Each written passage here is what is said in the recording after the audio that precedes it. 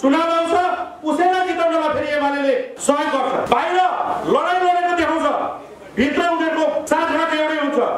यहाँ कांग्रेस, एमाले, माओवादी व तमाम मधेसवादी दलहरू नाम मात्रै फरक छन्, यिनीहरू सबैको काम एउटै हो, देश बेच्ने, जनताको खुन पसिना रगत चुस्ने। विश्वभरि छरेर रहनुभएका 3 करोड नेपाली जनता, आमा बुवा, दाजुभाइ तथा दिदीबहिनी, हामी के आएर गर्न चाहन्छौँ भने मनोज सापकोटा वा हामी केही सीमित व्यक्तिले 80 लाख घर परिवारमा आफ्नै स्रोतसँग पुरा गरेर झण्डा किनेर सबैलाई बाँड्ने यो असम्भव छ। यदि यो महान कार्यमा कोही पनि नेपाली मनहरू सो विवेकले देशमा सहकार्य गर्ने, हातमाले गर्ने कोही इच्छुक व्यक्तिहरू जसले यो महान कार्यमा बराबर हिस्सेदारी लिएर आफ्नो पनि प्रतिनिधित्व जनाउन खोज्नु भएको खण्डमा सम्पर्क गर्नु हुनेछ भन्ने आशा लिँदै आफूलाई राष्ट्रिय पार्टी भनिने यो कांग्रेस, एमाले, माओवादी र मधेसवादी दलहरूलाई म एउटै प्रश्न गर्न खोज्छु कि जब यो देशमा राज संस्था थियो, राज संस्था हुँदाखेरि जम्मा बजेट राजा महेन्द्र वीरेन्द्रको पालामा 29 अरब रुपियाँ थियो। त्यही 29 अरबले हिमाल सिमेन्ट बन्यो, कोदारी राजमार्ग बन्यो, महेन्द्र राजमार्ग बन्यो, बाँसबारी छाला जुत्ता कारखाना बन्यो र आज हेर्नुहोस् त्यो इन्डस्ट्रीहरूको के हकीकत भएको छ। त्यसको ठीक उल्टा कांग्रेसीहरूले कोशी बेच्यो, गण्डकी बेच्यो, आएर लास्टमा गिरिजाबाबुले टनकपुर बेच्नुभयो र त्यही टनकपुरको कारणले गणेश मान्जीले पार्टी छोड्नु। त्यतिले पनि पुगेन हाम्रो यत्रो महान जलस्रोत भएको देश र त्यही झापाबाट आउनुभएको राजन दाइकै जिल्लाबाट आउनुभएको केपी ओलीले महाकाली बेच्यो, 9 अरब रुपियाँमा महाकाली बेचेर अलिसान बंगलाहरू खडा गर्यो र विभिन्न किसिमको राजनीतिक अपराधमा संलग्न भएर अगाडि निस्किनुभयो। त्यतिले पनि पुगेन। त्यतिले पनि नपुगेपछि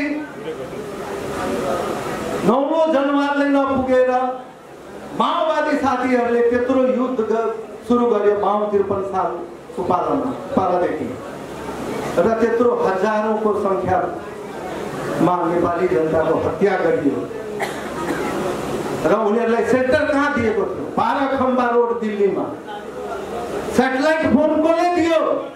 और नेताजी लोग जो परिवर्तन के बात करे 2062-63 के बाद जो हमने सत्ता में पहुंचे, हमने देश के जब शासन सत्ता चलाए तो इस देश से गरीबी हटाए, इस देश में शिक्षा के पहुंच सब लोग के पहुंचाए, देश में रोजगारी सृजना करे। राजा बहुत शासक बड़े लोग राजा से देश में शिक्षा, स्वास्थ्य से लेकर विकास नहीं हो सकत और परिवर्तन करे के बाद तो जनता से चुनल राष्ट्रपति और प्रधानमंत्री और देश में मंत्री बनी लोग तो देश में परिवर्तन हो के इस देश के गणतंत्र के नायक कहीं या खवाए कहीं प्रचंड जी 17,000 नेपाली जनता के मरले और खून से होली खेलले।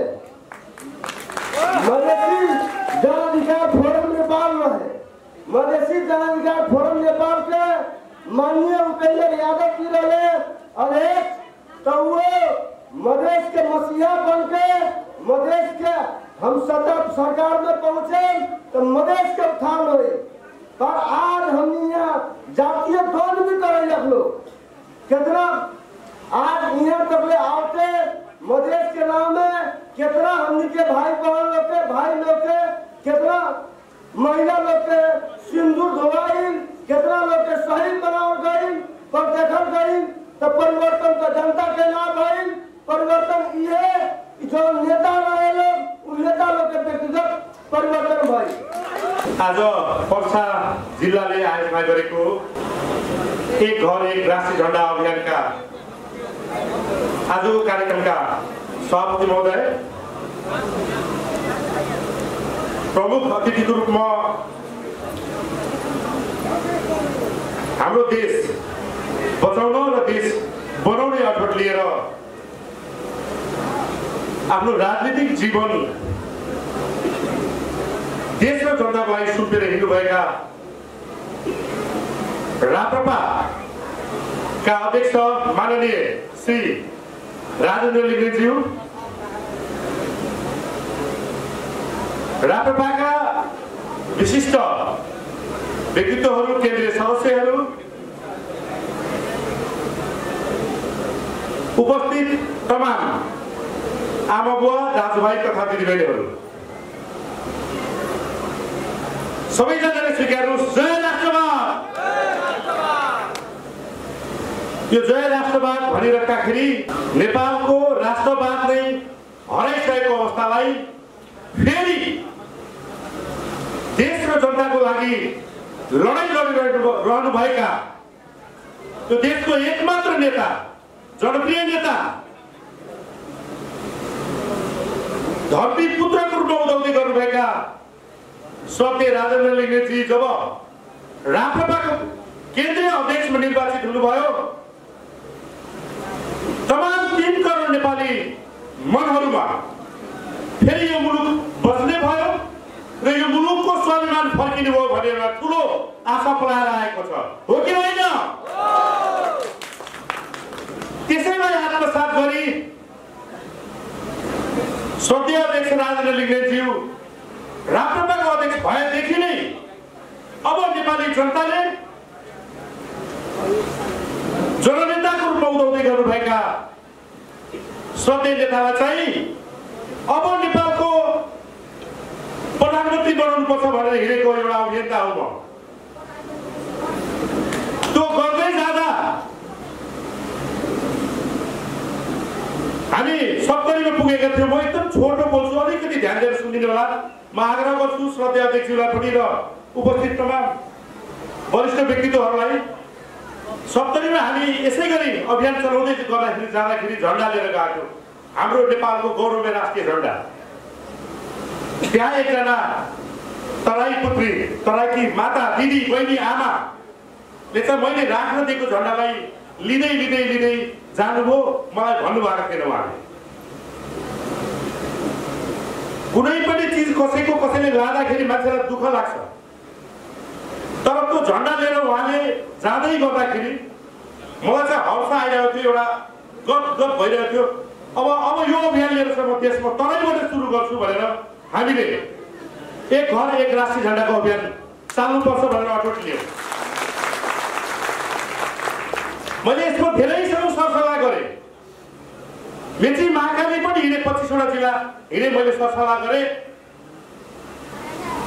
कुन यस्तो व्यक्ति जस मार्फत चाहिँ मैले यो अभियानको उद्घाटन गराउँ र कुन यो भूमि जहाँबाट मैले यो सुरुवात गरौँ भन्दाखेरि बस्ता जिल्लावासी साथीहरूसँग सल्लाह गरेपछि सबैतिरबाट चाहिँ उद्घाटन वा यो सुरुवात, यो जुन देश बनाउने अभियानको सुरुवात चाहिँ सबैले सल्लाह दिएछन्।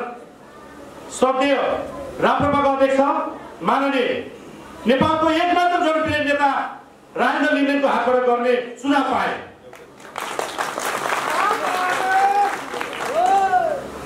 हामीले मैले वर्णन गर्नु पर्दैन, शालीन व्यक्तित्व,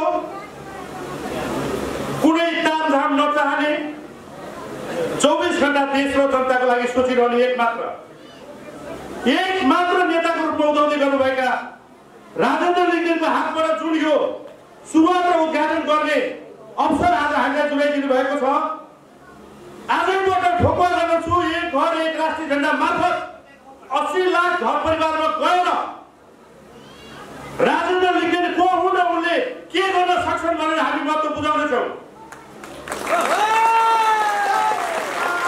यो देशमा एकमात्र नेता जसलाई कुनै प्रभुहरूको आशीर्वाद चाहिएन भनेको छ। यो देश बिगार्ने प्रभुहरू, माफियाहरू, कसैको आशीर्वाद छैन। सिर्फ यो नेपाली जनता र नेपाल आमाको आशीर्वाद लिएर देश बनाउँछु, बचाउँछु भनेर हिँडिराख्नु भएको छ। त्यसकारण उहाँबाट जुन आज यो उद्घाटन भइरहेको छ, म अठोट गर्छु र प्रण गर्छु विश्वास दिलाउँछु हामी आउने 5 वर्षभित्र नेपालका हरेक घरमा राष्ट्रिय झण्डा फहरिनेछ। देश र जनताको लागि आफ्नो पार्टीभन्दा माथि उठेको एकमात्र नेता भेटे मैले देशमा। त्यसकारण तमाम नेपाली आमा बुवा दाजुभाइ तथा दिदीबहिनीलाई आग्रह के गर्छु भने यो अभियानलाई यो राष्ट्रिय एकताको अभियान हो, यो अखण्डताको अभियान हो र यो स्वाभिमानको अभियान हो भनेर आफ्नो घरमा जसरी ती मातृशक्तिले झण्डा लगेर गौरवका साथ लगिरहँदाखेरि पनि एउटा गौरव फिल भएको थियो। घरमा राष्ट्रिय झण्डा राखेर पार्टीभन्दा माथि उठी देश र जनतालाई लडेका नेताको पक्षमा सबैले आवाज उठाएर यथास्थितिमा रहेर आफ्नो घर छिमेक समाजमा देश र जनताको लागि आवाज उठाउन आग्रह गर्दै पर्सावासी जुन साथीहरू हुनुहुन्छ नरेश शाह, विराज यादव र पर्सा जिल्ला कार्य समिति राप्रपा साथीहरू तमामलाई धन्यवाद दिँदै यो क्षेत्र जुन छ यो क्षेत्रलाई राजनीतिको खेल मैदान बनाएको छ। चाहे त्यो ठुला बडाउँदा पार्टीका नेताहरूले होस् चाहे मधेसवादी पार्टीका नेताहरूले होस् नाकाबन्दी हुनु पर्यो। यही क्षेत्रलाई खेल मैदान बनाउँछन्, यहाँका व्यापारीलाई धराशयी बनाउँछन्, यहाँका जनतालाई दुःख दिन्छन्। नेपालकै शीर्ष नेताहरूले गराउँछन्। यो चुनाव आउँछ उसैलाई जिताउनलाई फेरि एमाले सहयोग गर्छ। बाहिर लडाइँ लडेको देखाउँछ, भित्र उनीहरूको साथमा एउटै हुन्छ। यहाँ कांग्रेस, एमाले, माओवादी व तमाम मधेसवादी दलहरू नाम मात्रै फरक छन्, यिनीहरू सबैको काम एउटै हो, देश बेच्ने, जनताको खुन पसिना रगत चुस्ने। धन्यवाद। मलाई अवसर दिनुभयो, हामीलाई हाम्रो कुरा राख्न दिनुभयो। राष्ट्रिय झण्डा आफैमा एउटा राष्ट्रिय एकताको प्रतीकको रूपमा हुन्छ। पार्टीभन्दा माथि उठेर राष्ट्रिय झण्डा लिनुपर्छ भन्ने अभियान लिएर हिँडेको छु। तमाम पर्सावासी र विश्वभरि छरेर रहनुभएका 3 करोड नेपाली जनता आमा बुवा दाजुभाइ तथा दिदीबहिनीलाई हामी के आग्रह गर्न चाहन्छौँ भने मनोज सापकोटा वा हामी केही सीमित व्यक्तिले 80 लाख घर परिवारमा आफ्नै स्रोतसँग पुरा गरेर झण्डा किनेर सबैलाई बाँड्ने यो असम्भव छ। यदि यो महान कार्यमा कोही पनि नेपाली मनहरू सो विवेकले यसमा सहकार्य गर्ने, हातमाले गर्ने कोही इच्छुक व्यक्तिहरू जसले यो महान कार्यमा बराबर हिस्सेदारी लिएर आफ्नो पनि प्रतिनिधित्व जनाउन खोज्नु भएको खण्डमा सम्पर्क गर्नु हुनेछ भन्ने आशा लिँदै यो महान कार्यमा साथ दिन सम्पूर्ण आग्रह गर्दै म मेरो यो सानो मन्तव्य यही टुङ्ग्याउँछु। धन्यवाद। 2 नंबर प्रदेश मध्य प्रदेश के अध्यक्ष आदरणीय दाई और हमने के अग्रज नेता भरत गिरी जी और महिला संगठन के केंद्रीय संयोजक हमने के अंजना शाह रावल जी लगाए देश में आसीन सब लोग और पर्सा जिला भर से उपस्थिति जनावर हमने के माई बहन चाचा चाची लोग में नगीना यादव के व्यक्तिगत तरफ से और आंदोलन परिचालन कमेटी पर्सा के अध्यक्ष के हैसियत के तरफ से अपने लोगों के जय राष्ट्र जय जनता कहे के चाहे।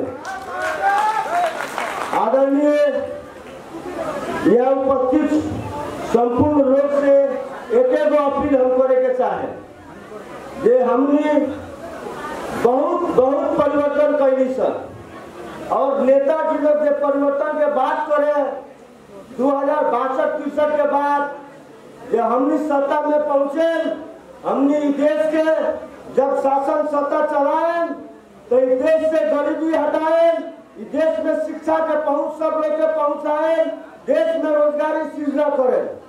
राजा बहुत शासक बाण लोग राजा से देश में शिक्षा स्वास्थ्य से लेकर विकास नहीं हो सकत और परिवर्तन करे के बाद तो जनता से चुनल राष्ट्रपति और प्रधानमंत्री और देश में मंत्री बनी लोग तो देश में परिवर्तन हो के इस देश के गणतंत्र के नए कहीं या खवाए कहीं बचन की 17,000 नेपाली जनता के मरले और खून से होली खेल ले। मधेसी जन अधिकार फोरम नेपाल में है। मधेसी जनाधिकार फोरम नेपाल के माननीय उपेंद्र यादव जी रहे और एक तो वो मधेश के मसीहा बन के मधेश के हम सत्ता सरकार में पहुंचे तो मधेश के उत्थान हुए। पर आज हम यहाँ जातीय द्वंद भी करे आप लोग कितना आज यहाँ तक आते मधेश के नाम में कितना हमनी के भाई बहन लोग के भाई लोग के कितना महिला लोग के सिंदूर धोवाई कितना लोग के शहीद बनावल गई पर देखल गई तो परिवर्तन तो जनता के ना भइल। परिवर्तन ये जो नेता रहे लोग उन नेता लोग के व्यक्तिगत परिवर्तन भइल। गांव तक सच्चाई हमनी से छुपल ना हुई ये हम सब लोग के मालूम बा।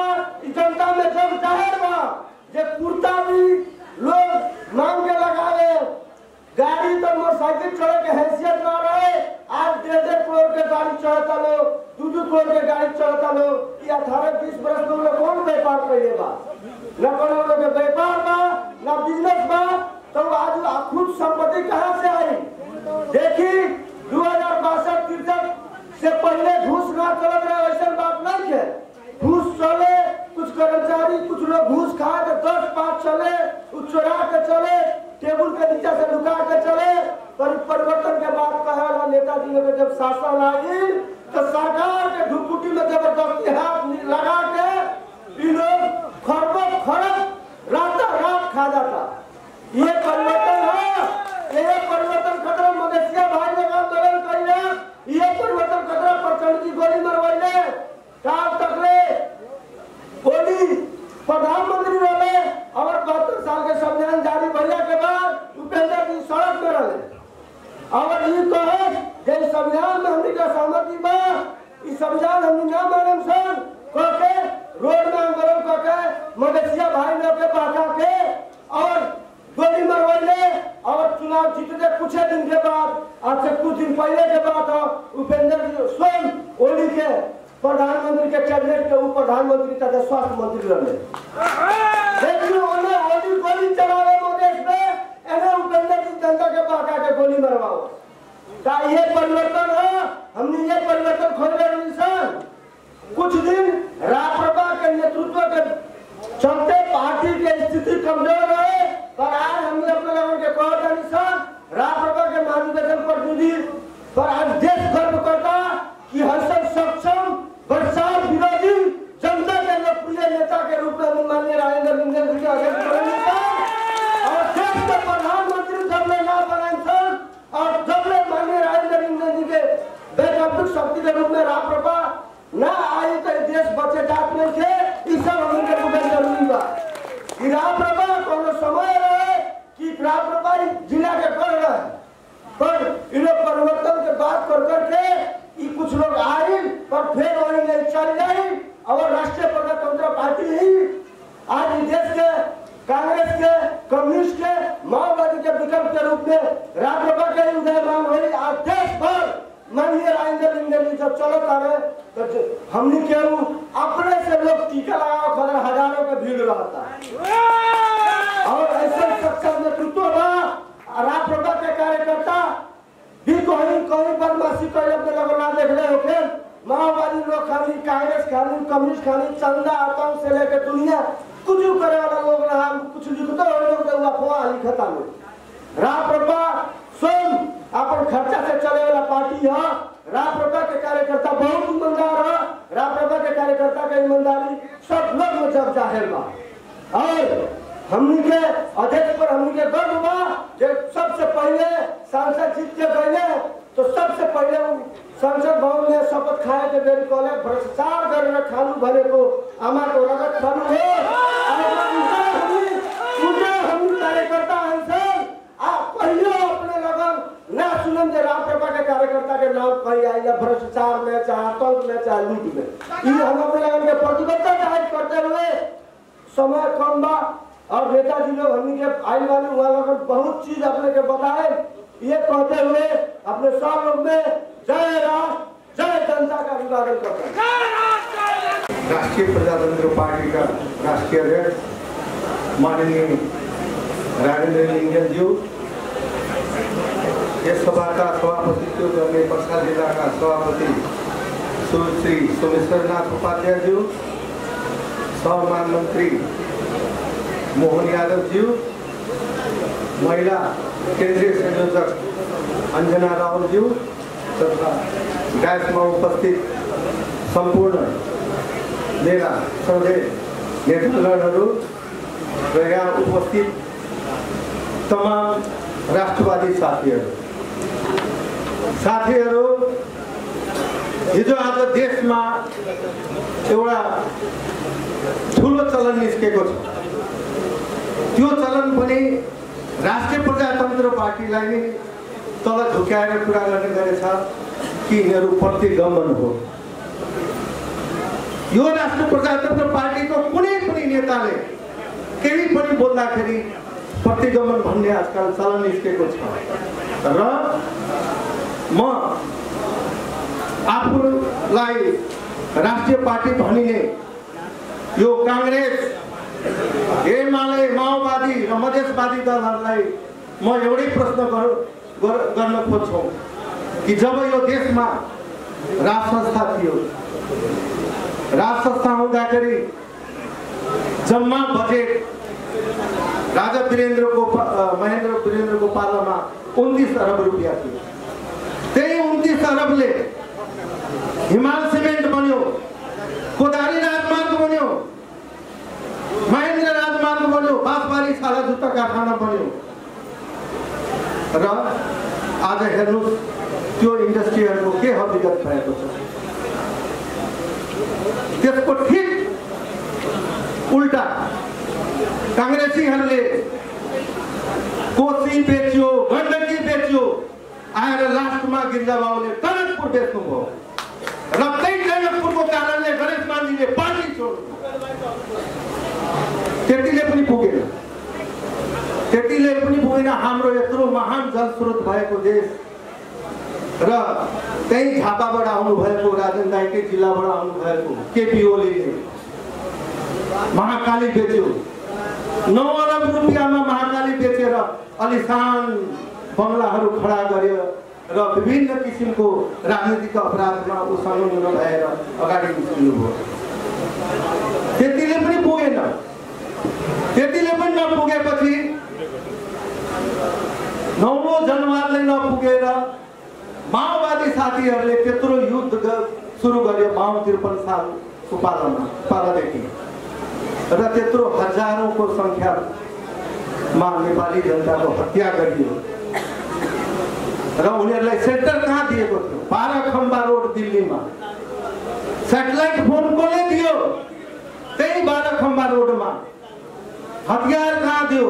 मलाई त विशेष रूपमा थाहा छ। हामी बोर्डरमा बस्छौँ, मलाई अलिक थाहा छ। यो माओवादी प्रतिवेदन पेश गर्छ सेनामा कि हामी 40,000 थियौँ अनि पर्सेन्टेजी भन्नुहुन्छ त्यसपछि 40,000बाट 25,000मा आयो। हामीले त दाउँ हालेको पो त हो। तर होइन, देहरादूनमा सैटेलाइट फोन सहित रुपियाँ पैसा दलमल दिएर जम्मा 3500 आर्मी सेनाहरूलाई ट्रेनिङ दिएको थियो। त उनीहरू चाहिँ प्रतिगमन नहुने, हाम्रो श्रद्धेय नेताले बोलेपछि चाहिँ प्रतिगमन हुने। त्यसकारण माननीय केन्द्रीय सभापति र तमाम केन्द्रीय समितिका आदरणीय नेताहरूलाई म आज यो मञ्चबाट अपिल गर्छु, यो पूर्ण सभा गरेर यो चाहिँ सिडिओलाई गएर ज्ञापन पत्र दिएर यिनीहरू मान्नेवाला छैनन्। म यहीबाट घोषणा गर्न चाहन्छु कि अब जनआन्दोलनको जरुरी छ राष्ट्रिय प्रजातन्त्र पार्टीले। जबसम्म यिनीहरूलाई जन आन्दोलनबाट हामीले सबक सिकाउन सक्दैनौँ तबसम्म हामी परिवर्तनको मार्गमा अगाडि बढ्न सक्दैनौँ। मेरो यो आग्रह अनुरोध केन्द्रीय समितिलाई छ, विशेष त उहाँ नेतागणहरूले यो विषयमा मेरो आग्रहलाई सोचिदिन हार्दिक अनुरोध गर्दछु। साथै 2 शब्द बोलेर हिँड्छु। जय राष्ट्रवाद।